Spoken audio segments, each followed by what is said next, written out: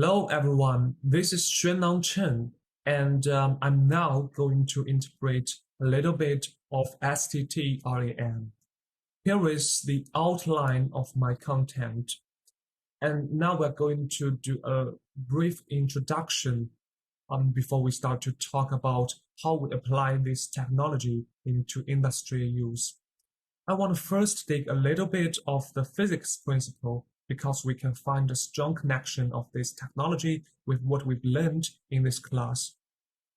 Spin transfer torque, STT, is an effect in which the orientation of a magnetic layer in a magnetic tunnel junction or spin wave can be modified using a spin polarized current.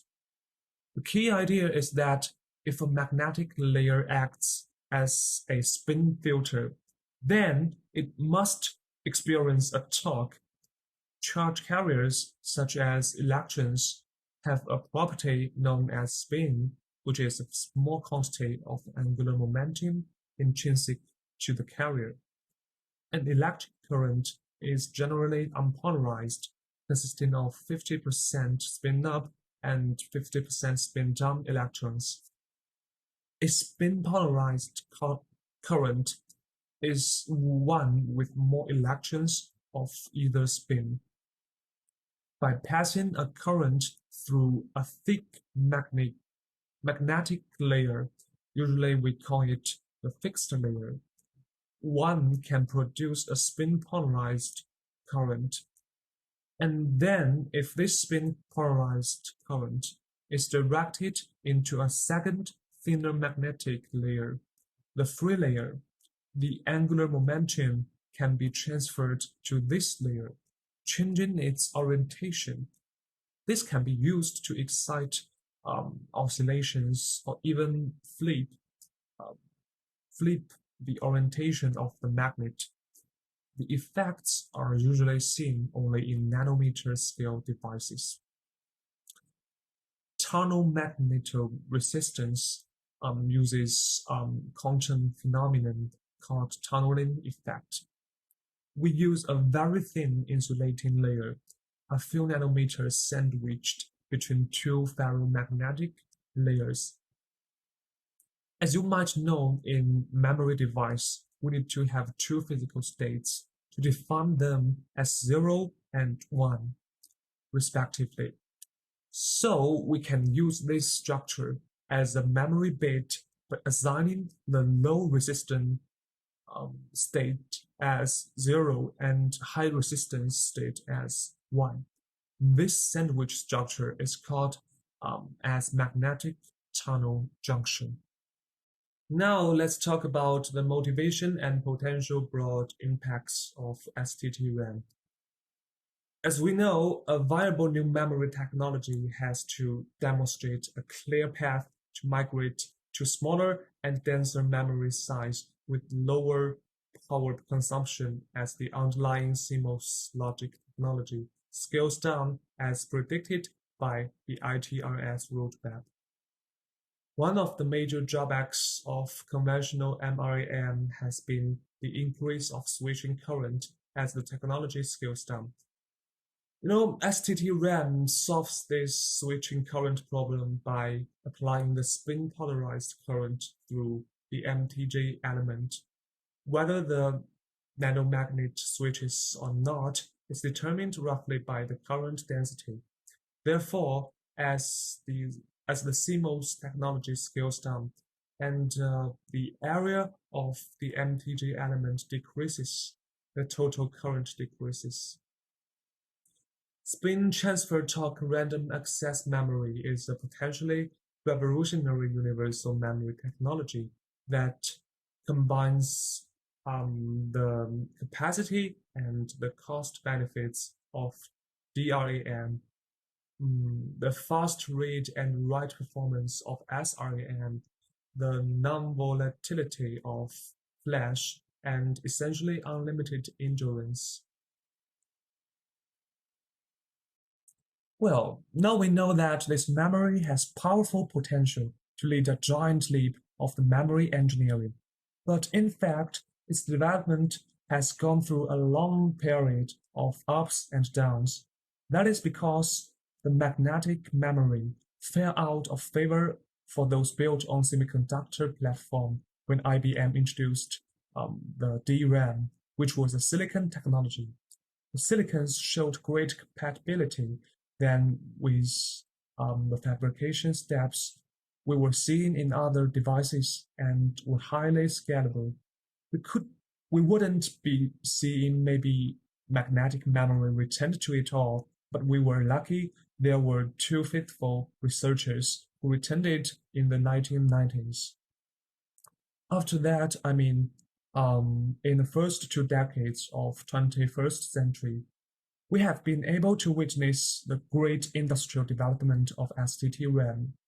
Hynix Semiconductor and Grandis formed a partnership in April 2008 to explore commercial development of STT-RAM technology. Then in June 2009, Hitachi and Tohoku University demonstrated a 32 mbit STT-RAM. In 2011, Qualcomm presented a 1 mbit embedded STT-MRAM manufactured in TSMC's 45 nanometer LP technology at the symposium on VLSI circuits, which was a milestone of the application of this technology in the integrated circuit. In 2012, Everspin Technologies released the first commercially available DDR3 join-line memory module STT-MRAM, which has a capacity of maybe 64 MB. Then in December 2019, Intel demonstrated STT-MRAM for L4 cache. Then let's look in detail of the evolution of MTG devices. Roughly, it can be categorized according to the terminals number. Here, I want to elaborate more on the multi-terminal MTG structures. Firstly, dual-pillar MTG structure. A key feature of the proposed DP-MTGs is that they have separate ports for read and write, which is also an advantage. Hence, the DP-MTGs may be optimized for read and for write independently, which avoids maybe the disturb of read and write. Then the domain wall-based MTG structure. It is another multi-terminal MTG structure, which consists of a domain wall stripe with complementary polarized pinned layers at the ends. DWMTJ has all the advantages of the DPMTJ: separation of read and write current paths, low resistance in write current path to mitigate source degeneration, improved distinguishability, read disturb value, and tunnel oxide reliability.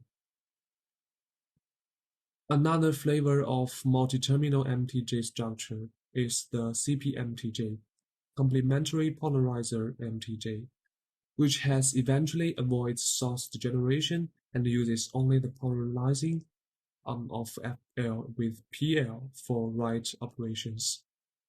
STT-MRAM is a disruptive technology that can change the performance of products in many fields, from consumer electronics and personal computers to automobiles and medical, military, and space. It also has the potential to create new areas in the semiconductor industry and make possible new products that have not yet been envisaged. STT-MRAM has replaced embedded technology like ESRAM, eFlash, and DRAM in key initial markets and provided new functions of 65 nanometers and higher. It has higher speed, lower power consumption, and higher density than ESRAM in automotive applications. In portable and mobile applications, it can eliminate multi-chip packaging, provide a unified memory subsystem, and reduce system power consumption to extend battery life. In personal computers, it can replace SRAM for caching, flash memory for non-volatile caching, and PSRAM and DRAM for high-speed program execution. Then let's make a comparisons of different memories. Compared to competing non-volatile memory technologies, spin transfer torque magnetic memory has gained significant research interest due to its non-volatility and zero standby leakage, near unlimited endurance, and excellent integration density. It has also acceptable read and write performance, as we mentioned before, and compatibility with CMOS processing technology.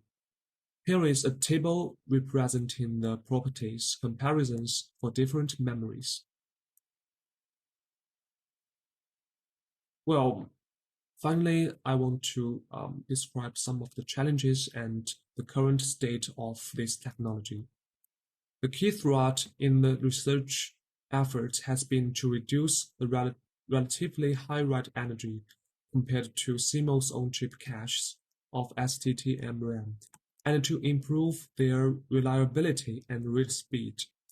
The recently developed magnetoelectric random access memory, which we call MERAM, enables the possibility of overcoming these challenges by the use of voltage-controlled magnetic anisotropy (VCMA) effect, and achieves high density, fast speed, and low energy simultaneously.